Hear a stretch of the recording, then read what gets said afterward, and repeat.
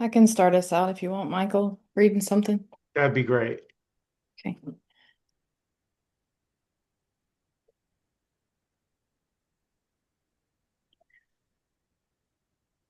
Those few of us humans with existential angst are predispositioned to seek for the meaning of life. It's our greatest anguish, and we are destined to gracefully fail in our search. Eventually, we are struck with a doubtless sobriety. We sought to no avail because we thought we knew what we were looking for. We truly see the search is baseless. There can be an organic giving way to hopelessness, seeing that there's no escape. We realize the futility of belief in control. We behold the seamless nature of this, and the sight shatters the psyche. The illusion of time disappears, and our comforting ability to believe the broken record of mind is ripped from us. Well, this isn't what I wanted. This is truly unexpected. Even after all the practice and studying, now what? Seeking or running around in circles is no longer an option.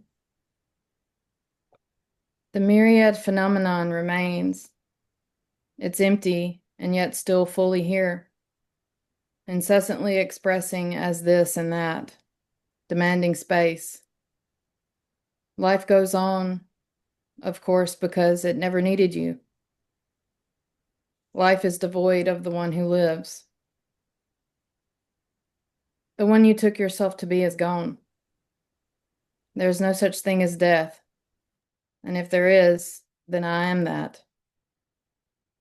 There is no life or death, just this unknowable miracle of being, that which silently rests because it has all the glory already. Your very seeming to be is that.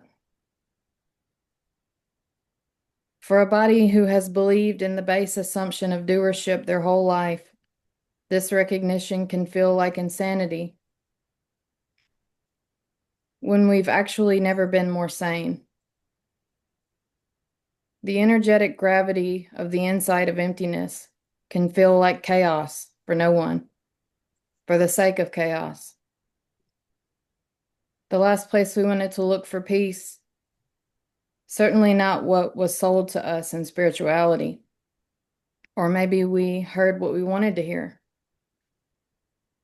Not a sustained state of bliss for me, but the brutal bliss of Kali, that which I truly am. And she is terrifying. What I believed this would give me was just like a child's fairy tale. This is never, ever, ever what we think it is. Non-duality isn't a correct way. It's equally always.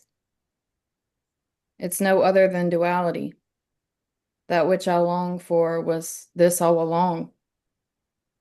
This ever-shifting trip that is infinite potentiality.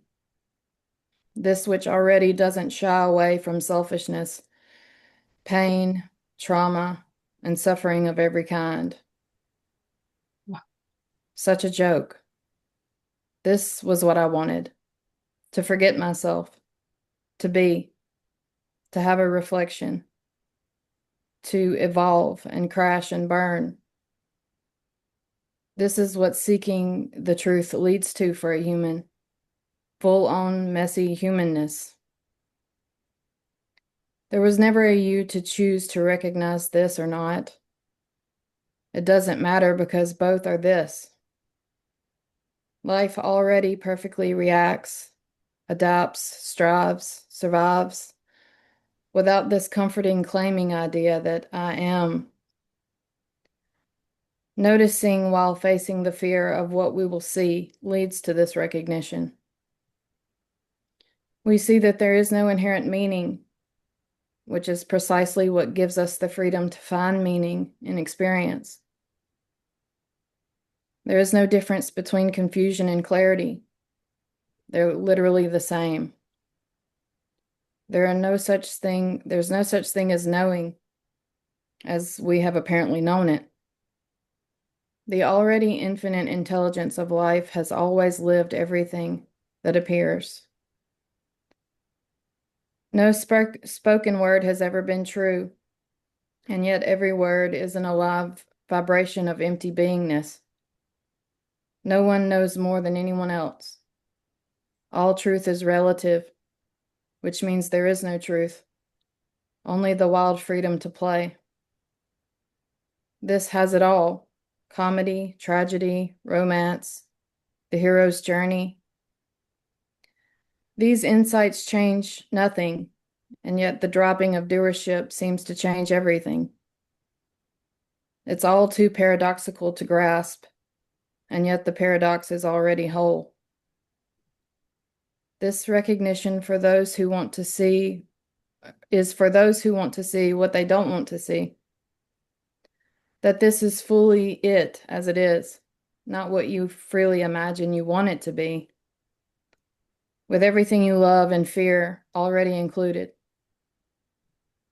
The surrender is so effortless, so prior, that you see it didn't even happen. It simply is already the case. It takes a rebellious spirit to inquire and notice yourself out of existence. And we are left with the stunning vision of grace that looks nothing like we imagined. It looks like this: the mystery, the lightness for liberation to be the only thing it could ever be. Not an imagined becoming for me, although that is fully included too, but this miracle as it is. The end. How beautiful. Gorgeous. Thank you.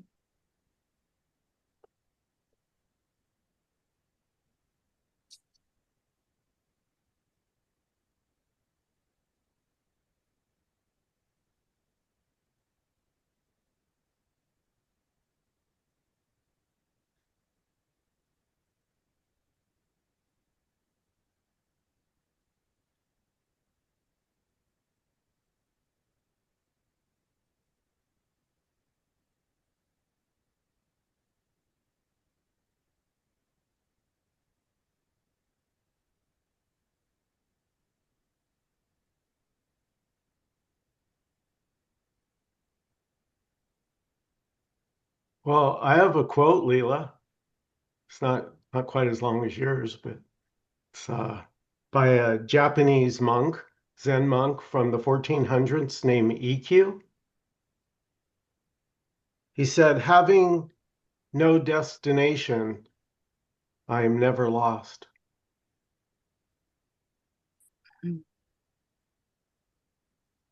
Gorgeous.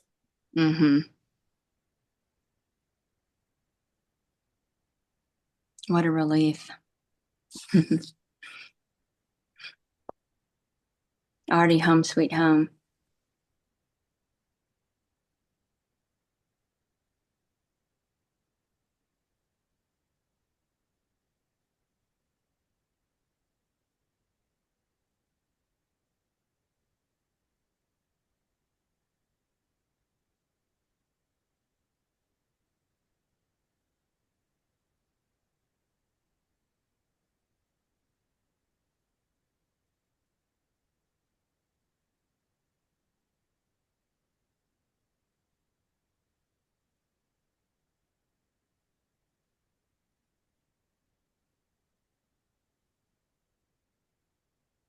This is an open meeting. If anyone has a comment or a question, please feel free to unmute and jump in. So I'm all in. The knowing's there. It's just the real seeing, the real dropping in. This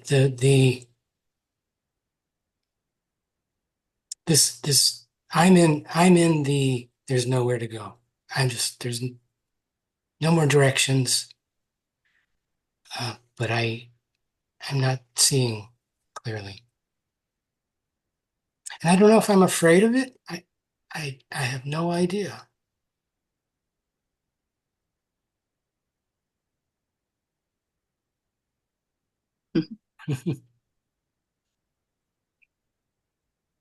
There's just resting as awareness, just simply being.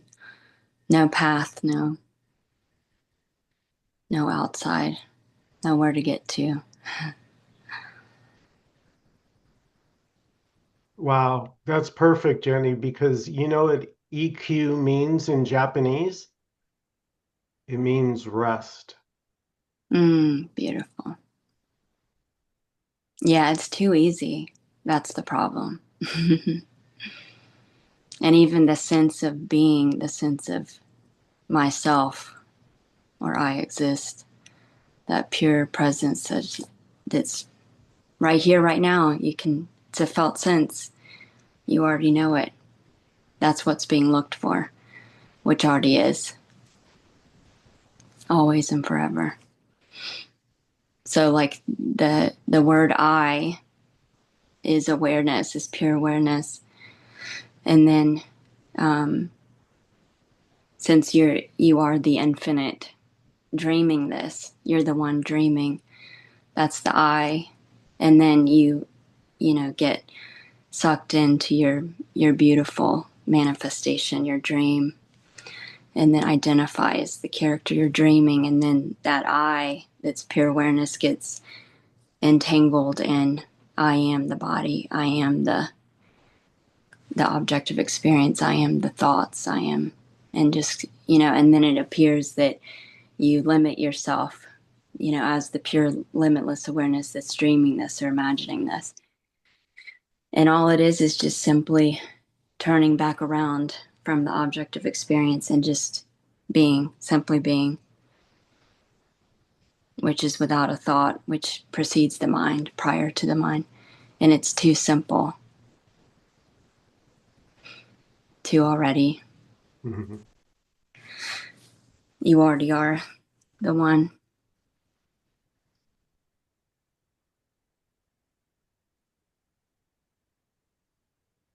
Actually, is it Mark? I see the name Mark. Um, you said you're not seeing clearly,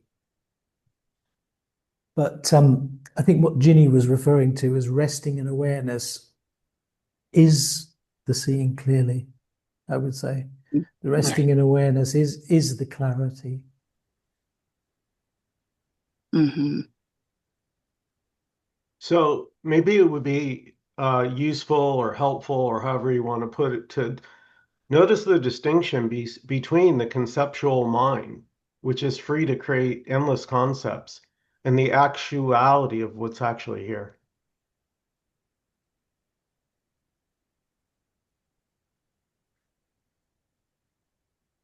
Yeah. As pure awareness, dreaming this, when you're aware of yourself, when you're just basking in your own being, there is no manifestation. There are no qualities. There are no thoughts. It's just pure. I mean, there's no even qualities and thought about it. But when as awareness you project yourself as mind, so you turn back around to the object of experience that you're dreaming, that you're projecting, to conceptualize yourself.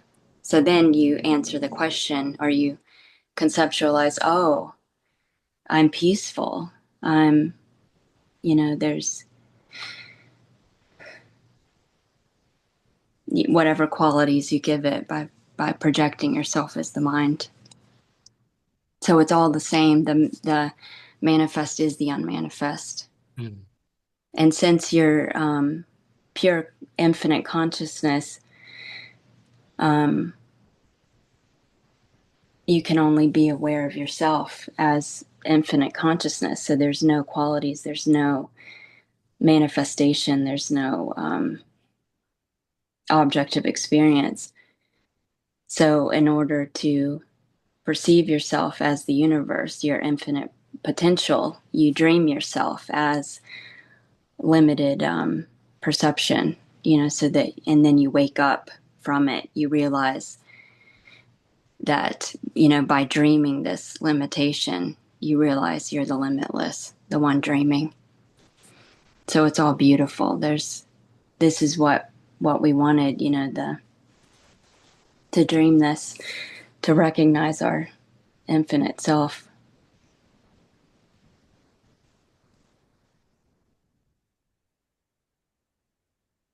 But what's manifest is also being, also, isn't it? Mm-hmm. Yeah, the same. Yeah. And is formless, infinite. Is just awareness. No, not two. So then it's even recognizing, oh my God, the body is formless. The body, there is nothing physical. There is no body.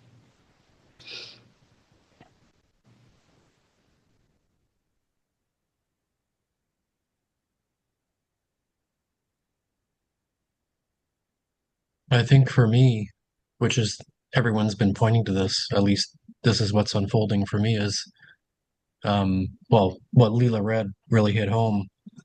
Um, it seems like I've been going through a bit of an existential crisis, if I want to call it that. It's the idea of giving up the idea that it's supposed to look a particular way, and that I still, I guess, have some identification that it's supposed to look a certain way, and I'm going through that maybe grieving process or deconstruction of all that, but I still haven't, I guess, apparently embodied the perfection of isness, and that's what I still can't like seem to grasp onto the idea that isness is perfect.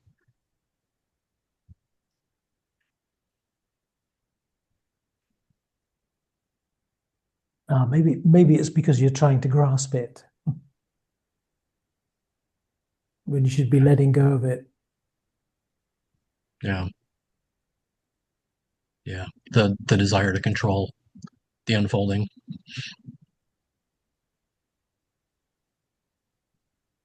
Yeah, because all of that is just happening completely spontaneously without any doer.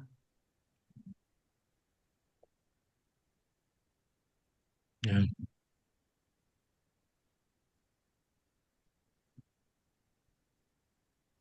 I would say, Paul, and Leela and I were talking about this. The whole point of seeking is not to find, but exhaustion.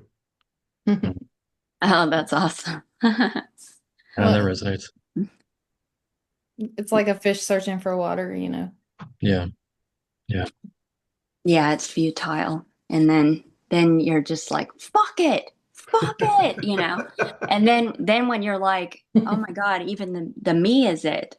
Oh my God, even the seeking is it, the longing is it. Oh my God, it's everything, and it's just like yeah, and that's the tantric quality of it too, the non-resistance, the being everything. I'm appearing to myself as every thought, every sensation, every appearance is myself as the infinite. And it's and when nothing's resisted, there's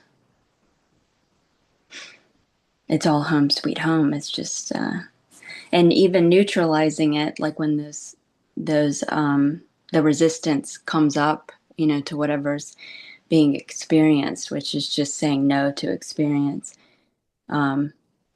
Just even being aware without thought, just feeling that fully dissolves it instantly within yourself.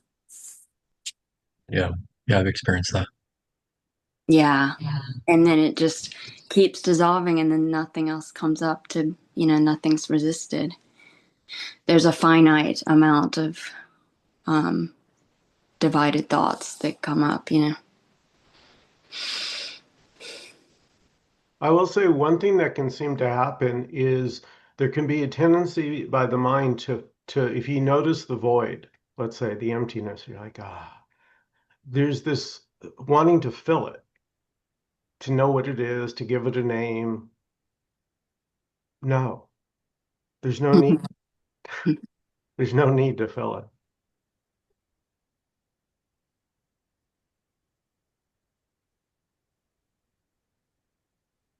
Well, it's always welcome to be filled, I would say, but you can sort of intuit the transparent nature of what's arising. So it becomes semi-transparent, empty and full at the same time. Always allowed, Mm-hmm.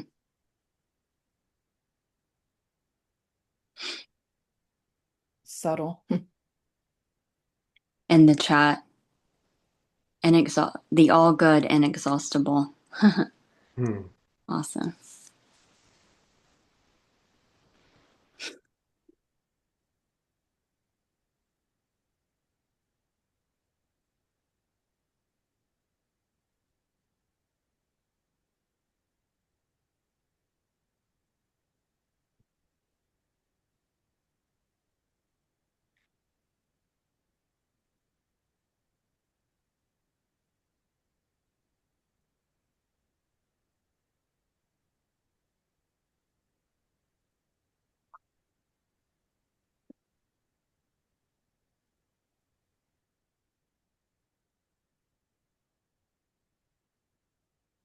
There came a certain point for me, it sounds like where you are, Mark, and where it was just like I've done all the things, you know.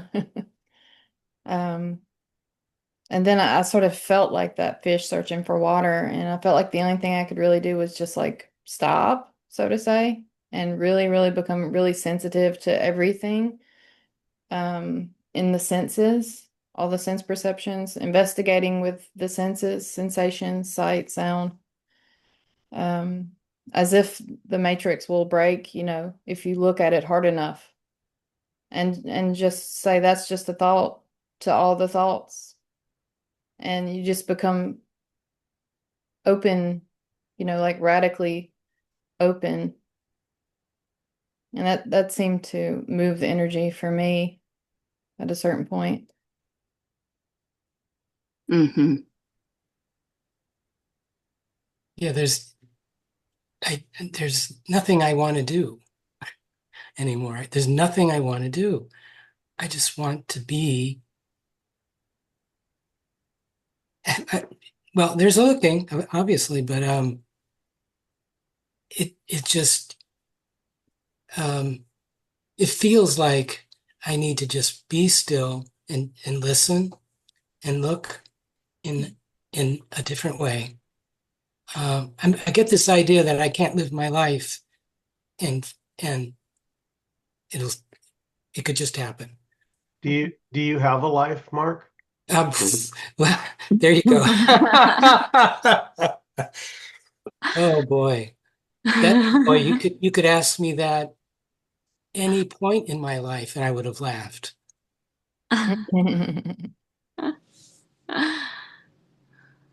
Yeah, the funny thing is that there's no answer to that question. It's always yes and no.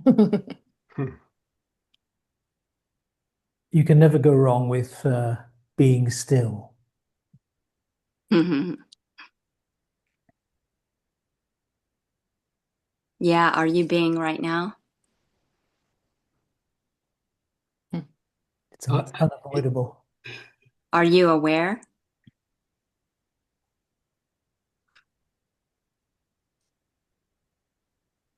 I'm aware. Yeah, that's what's being looked for. That's Mm, already looking. yeah, I can feel that. Mm-hmm. It's Yeah, just, it's too easy. It's oh, I too can easy. feel it. That's it. It's done. Nothing else to do. Yeah, the more I That basked in as just pure awareness, pure being, the more it just swallows everything. It is everything. That's all there is.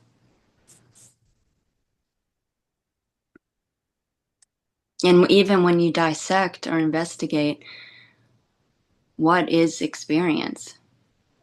What am I experiencing? What is experiencing this? What is experience? You're not actually coming in contact with any experience except for knowing, awareness. That's all there is. You're not coming in contact with any objects or anything. Mm. There's just pure awareness.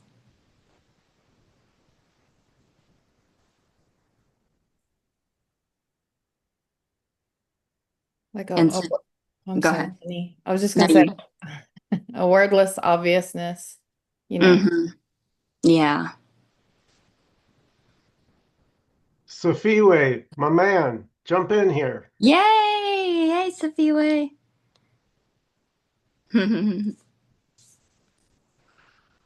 Hi everyone, it's been a while. Yeah. Yay. Yeah, I hope everyone is doing well. Uh, but it's beautiful in here. It's beautiful listening to the wordless talking, um, the message without any recipients because there's no one here. It's nothing speaking. Every word is it. If every word is it, then nothing retains its identity. It's the identity of the unknown. That is why no one ever gets to it. It's just a pointing, and it's a beautiful pointing nonetheless. Thank you so much, guys. Thank you. Thank you.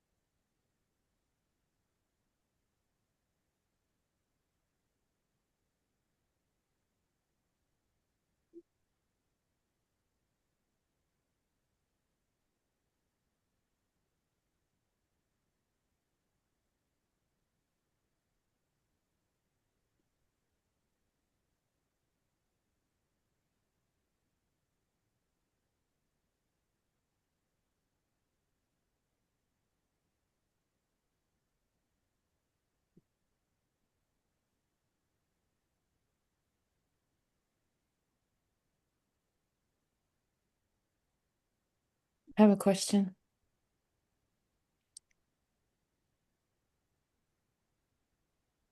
Michael.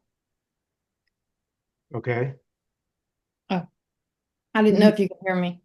Um, what does the backward step mean to you or anybody? What is it again?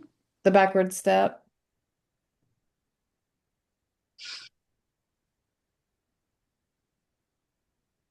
Just a pointer, a poetic pointer, but I was just wondering what y'all thought about it. Never heard of that one, Leela. You never heard the backward step?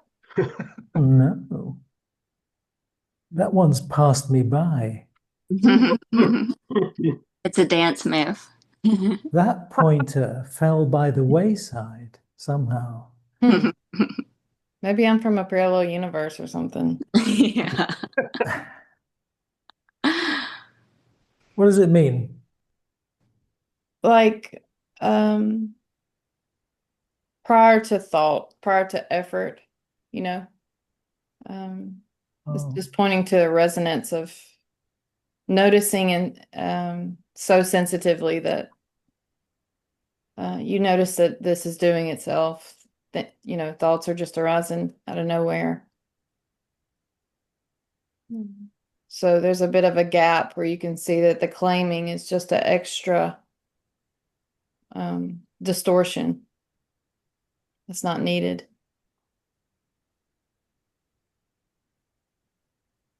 the gap between two thoughts.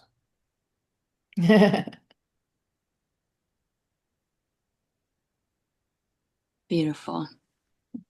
Yeah, like the analogy of the newborn baby that's just pure field awareness, pure field of experiencing, without thought. It's never had a thought or experience. Doesn't label I am the body, or I have a body, or there is a body. There's not even, just the pure experiencing.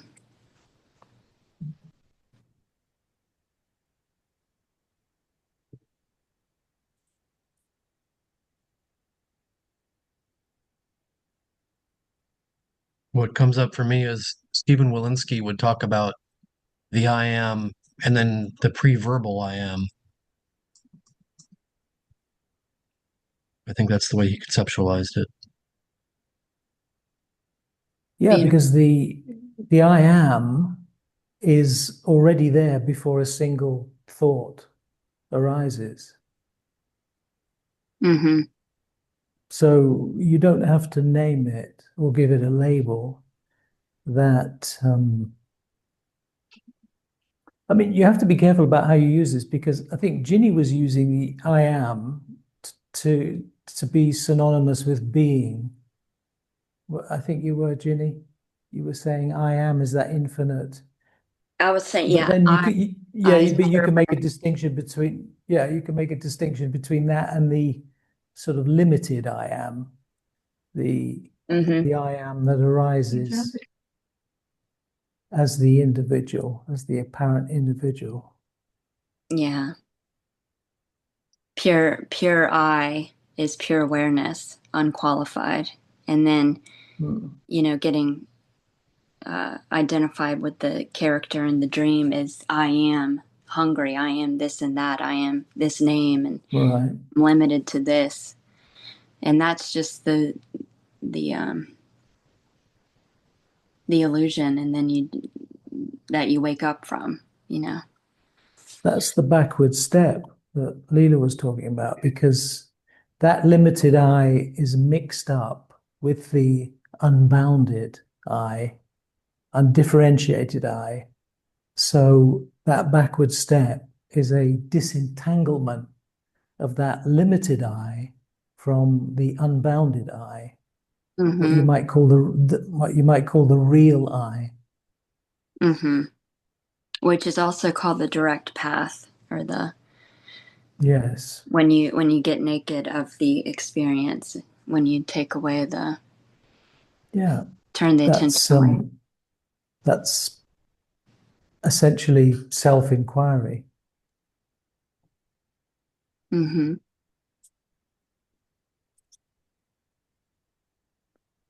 But Paul, I don't. What did you mean when you used that word? Well, I'm not sure exactly what Stephen Walensky meant, but I would imagine Oh, that it was the difference of the conceptualization, sort of what Jenny was pointing to, of I am this, I am that, and the pre-verbal is resting in awareness, I would Mm-hmm. imagine. yes. Yeah. Yeah, because if you really notice, the limited I is a thought. Mm-hmm. That's it. It's not an Yeah. entity. Yeah. It's a habit. Yeah, Yeah. it's an object. It's just an object in awareness, the I. Mm-hmm.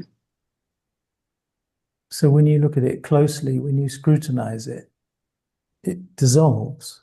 Yeah, exactly. Nothing can hold up to awareness. When you're aware of it, it dissolves within Yeah, you. it's like kind of starving it, because as you say, when you add to I am happy, I am hungry, I'm going shopping, all of that, that's what's feeding it. But if you take the second bit off and you just go to the I itself and you scrutinize that, it can't sustain itself without that added component of doing or appearing to do something. So then you starve it. You starve it, and then it dissolves, Mm-hmm. because it can't hold up on its own without that attachment to, an object or some sort of doing action. It's so simple. It's very simple. Mm-hmm.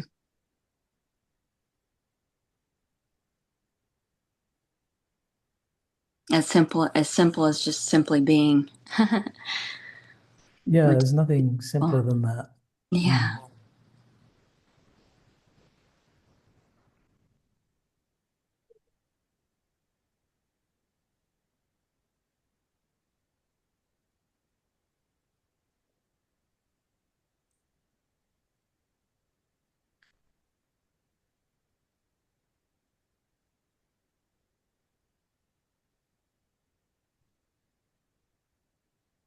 I would say that this is the dissolving of any notion of difference between duality and non-duality.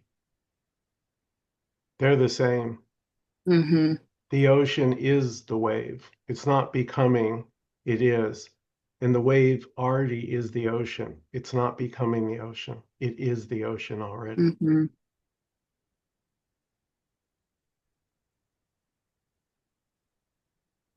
It's so funny when you've heard that like thousands of times, and then one day you just like really hear it for the first time.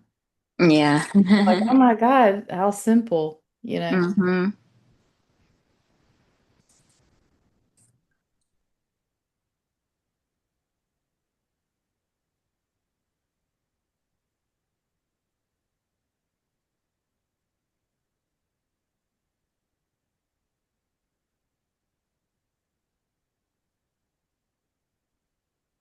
I was gonna read And just spontaneously this quote from Rupert Spire that I loved.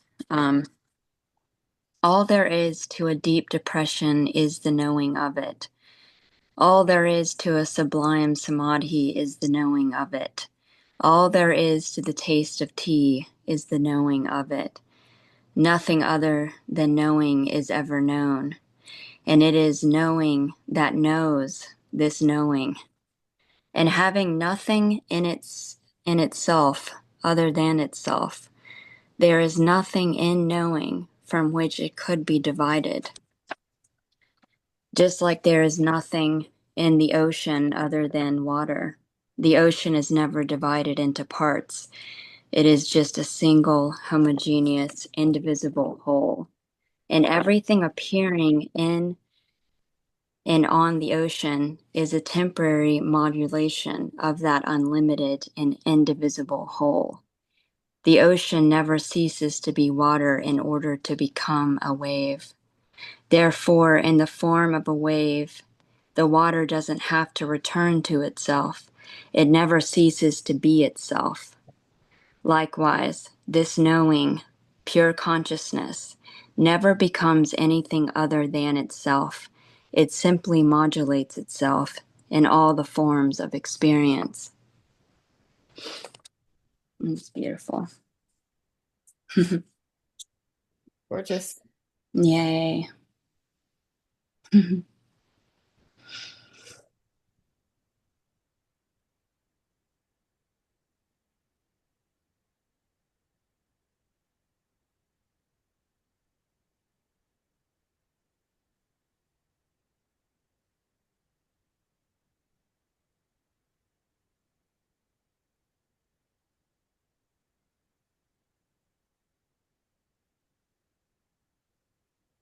I was about to say that when you speak about the eye and untangling the eye, and whenever it's pointed to, it always cling on to things that are attached to it.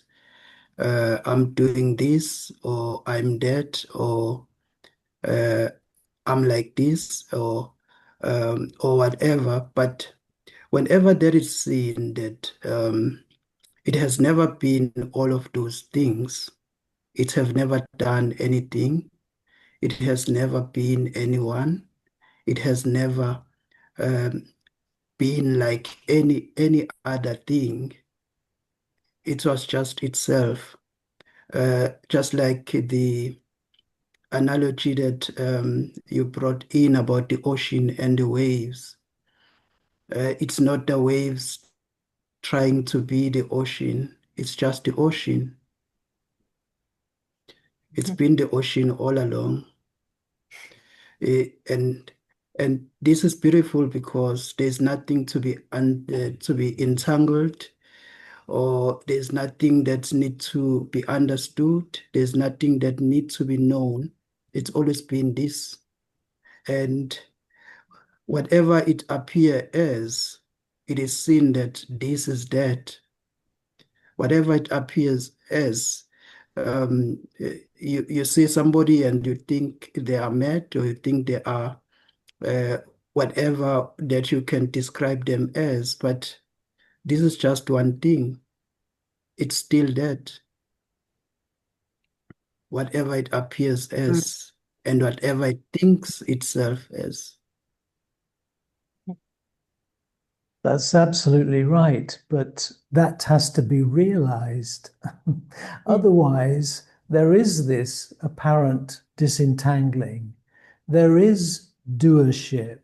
There is separation. All of those things are appearing in experience, but it has to be realized that that is not so. I mean, it's okay to say that this is the ultimate, but if it's not the ultimate in one's experience, then it isn't. So one has to realize it and see it and see through it. Otherwise, there most definitely is separation, 100%, until it's realized there isn't. Yeah, nothing changed. I think that's a important distinction, and I try to. It's very subtle and paradoxical, but I try to describe the difference in between already awake and realization. And there does seem to be a difference, and I think it's good to talk about it because some people get um, confused. I think we Yeah, all. I mean, there can be a conceptual appreciation, and that conceptual appreciation is valid because after all, you are already complete. There is no separation. That's the reality. But but if the so-called, as it's described in the tradition, there is a veil of ignorance, as it's described. If there is the veil of ignorance, then that is not a living reality. So you have to make that distinction.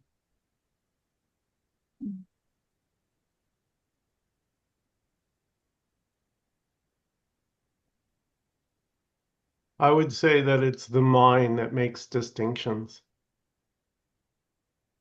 Yes.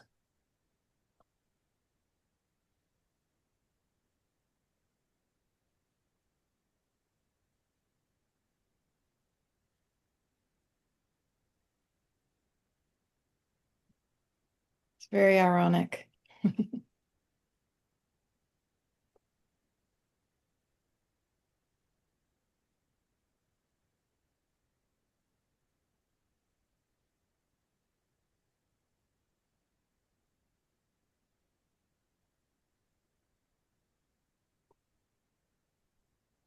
Because Leela, don't you have to play this game where, as Ginny was talking about before, the dream, and you were saying, Ginny, that there are no qualities to being, but it's like you have to play this game and discard everything that's being experienced as if it's unreal or illusory.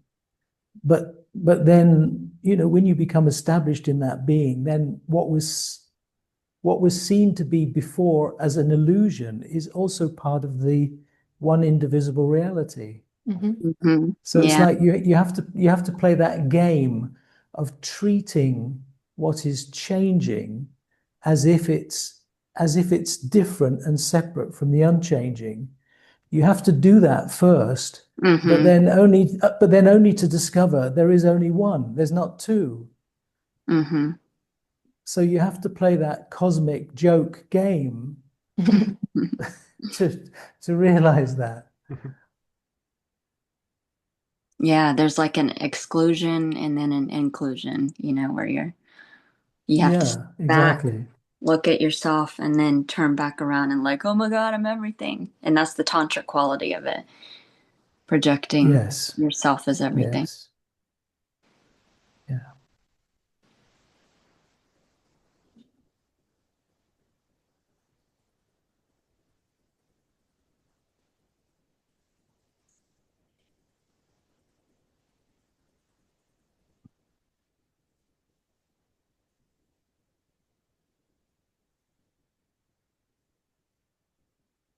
You know, when you watch a movie in a theater, you're free to identify with as much of the movie as you would like. You can be really scared. Oh, Michael Myers, look out, he's got the knife, run. You can not be very identified, but just a little, or you can just not be identified at all. This doesn't Mhm. this doesn't have a particular way. It's always and no way. Mhm. Beautiful.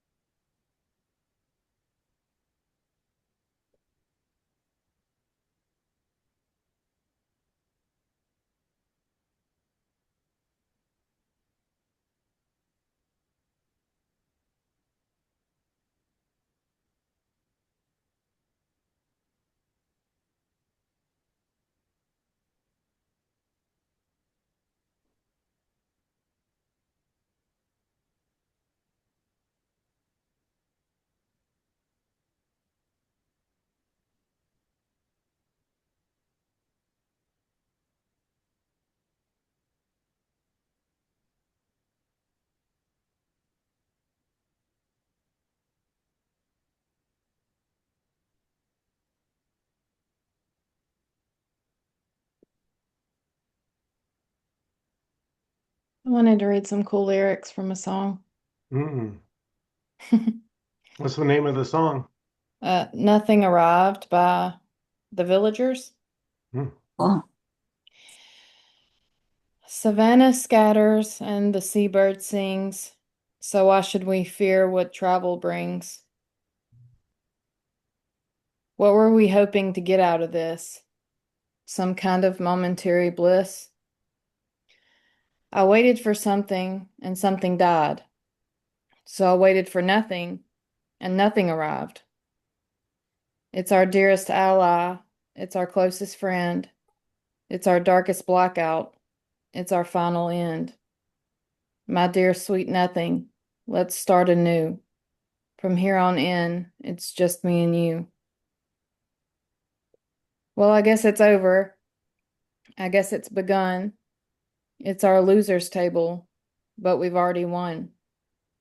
It's a funny battle. It's a constant game. I guess I was busy when nothing came.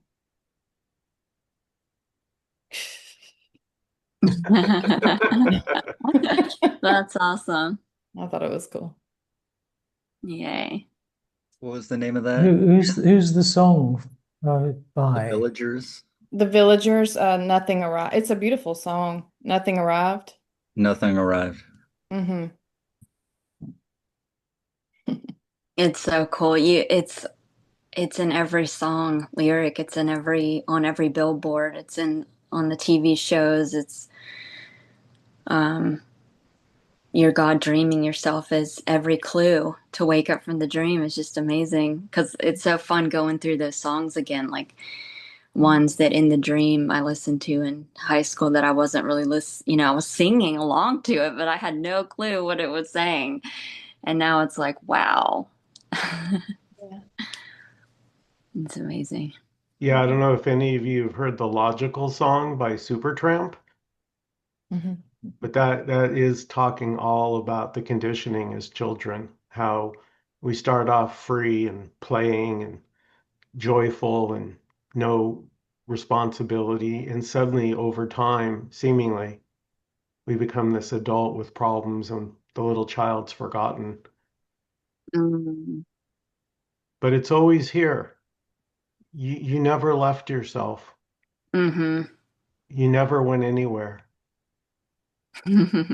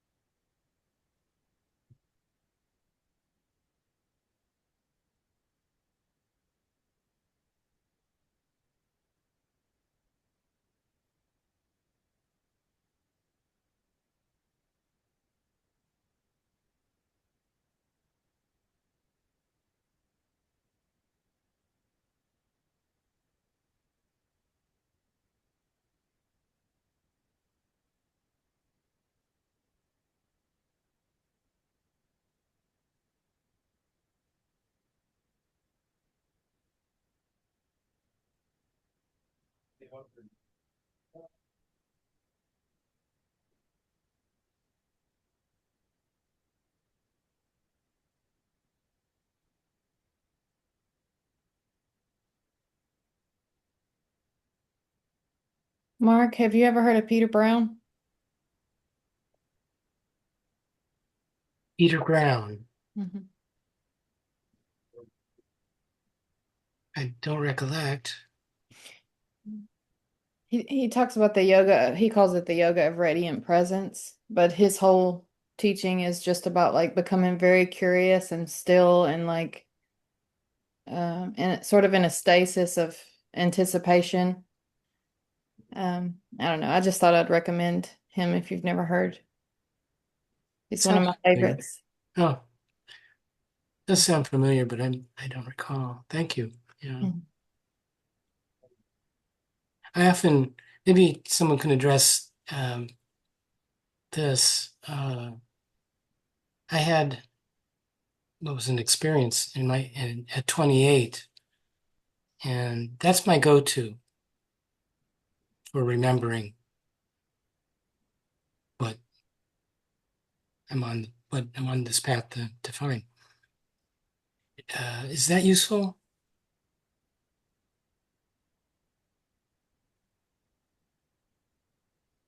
I wouldn't What say it's happened? not useful, but go I, ahead. I, Go I ahead. was in, I was in the hospital. I had my tonsils out, and before I went under, I was on the operating table, and I sincerely had this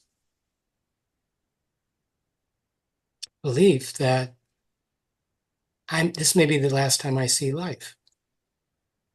It was so sincere, and um, I just thought, well, I'm not anyone special. Lightning strikes all the time, and I think that was the first component. I think I surrendered. The second one, they were still using sodium pentothal, so I think maybe it pushed me just enough over. When I Mm. woke up, it was just, I mean, the first thing I noticed was like 30 pounds of crap on my shoulders was lifted. Yeah. Then I realized, well, I can't speak. I have to listen. And what that meant was deep listening.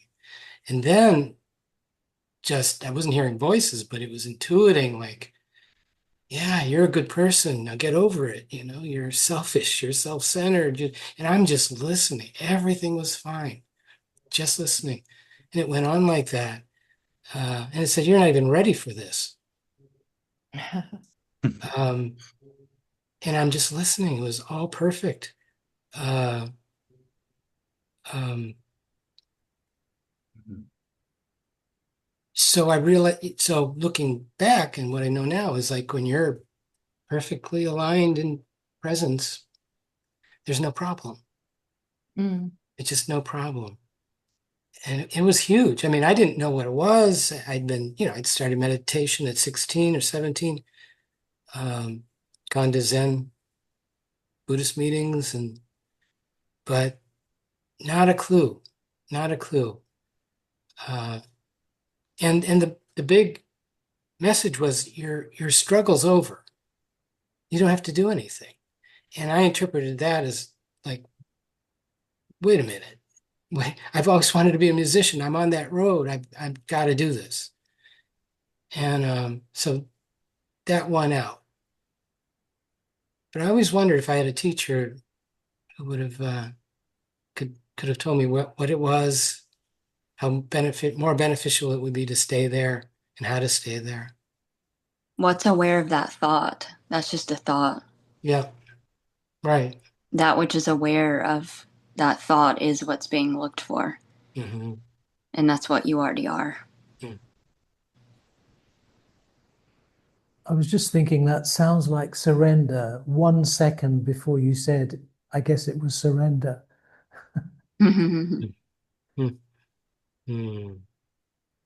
Yeah, one thing that really struck me at a certain point, and I've had mystical states with psychedelics, and sober mystical states and samadhi and lots of stuff. There's an assumption that needs to fall away that this looks like anything particular because Mhm. it really is everything. So it's the contrast between all the states that makes this perfect. And there's no one to make a state to be sustained. It's all states come and go, you know.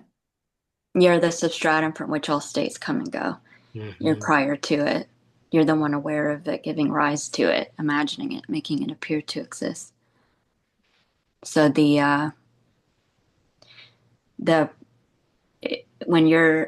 awareness, when you're aware of yourself, like I was saying earlier, there's no thought. It's prior to mind, precedes mind.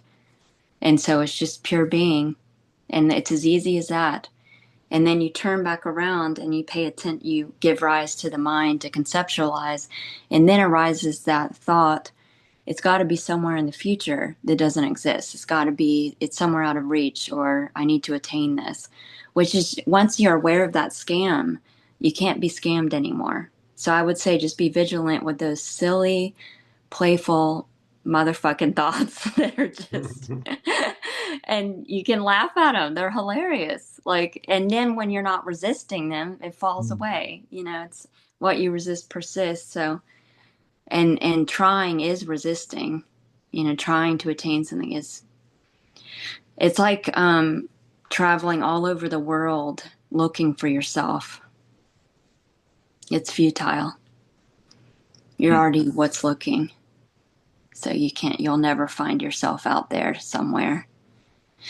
You're the one that's looking. Years ago, a teacher jolted me saying, Mark will never find it.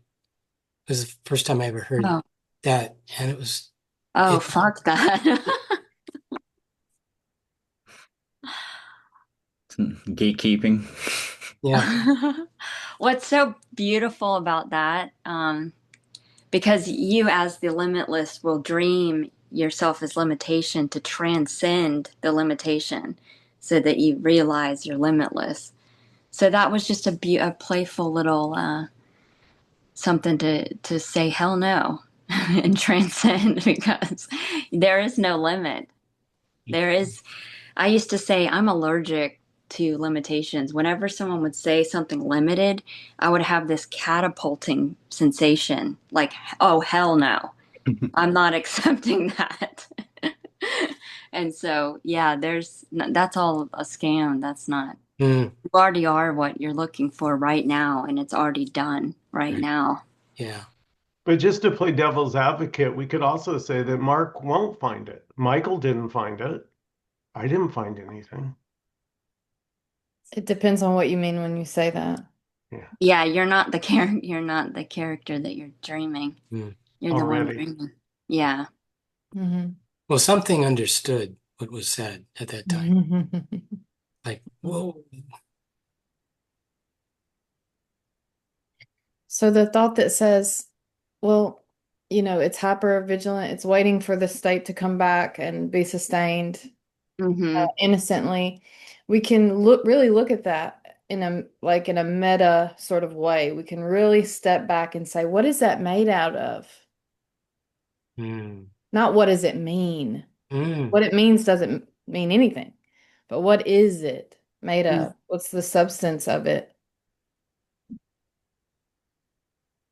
It's just a thought. And we don't even know what that is. Thoughts are all scams, man. You have like 2 millimeters Yeah, thoughts, like they are scams. distracted. Yeah. It's a lot. Yeah.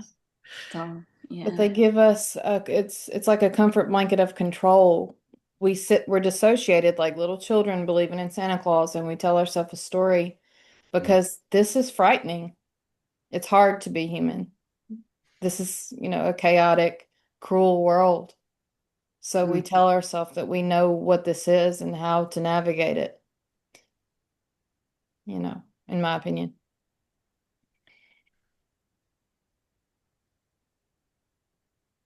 That's why we don't want to see.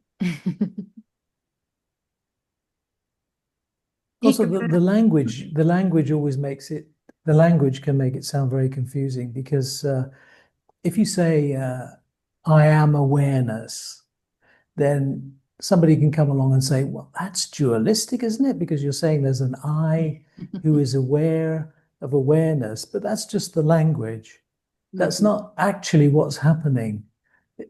Awareness is just aware of itself, but it's just being expressed in Mhm. language in a dualistic way to make it sound like there's someone or something aware of awareness. But that's not the reality. Mhm. So you've got to be really careful of language, I think. Yeah, it's not in the words. Careful Exactly. for who, though? That's the thing. It's like there's no need to be careful. Totally. Yeah, yeah, right. That's what is playful about all of it too. People talk about an uncompromising message, but who is it being uncompromising for? Who are Right. you speaking to? That would be just trying to convince yourself of something. Hmm. It's uncompromising for thoughts and thoughts of a person here and things like that. It's, yeah, those thoughts don't like that. But thoughts, Yeah, anything that can be said, I've found the opposite can also be said to be true. Mm. So this isn't like there's nowhere to land. We're just expressing. In infinite contradictory ways. Yeah, chaos. How fun. The contradictions don't matter a hoot, really. They just don't. Mm-hmm. Yeah. Contradict yourself all day long. I mean, who Mm-hmm. cares, really? Yeah, it's so great.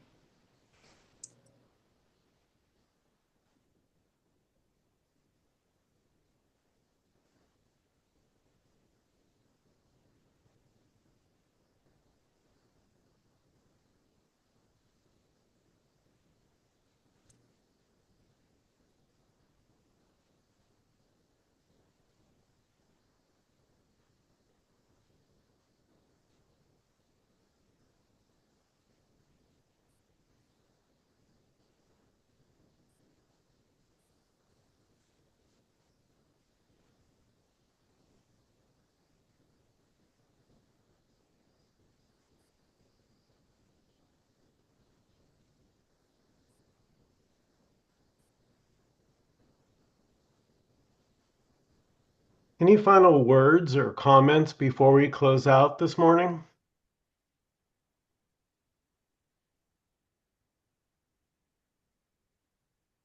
Thank you.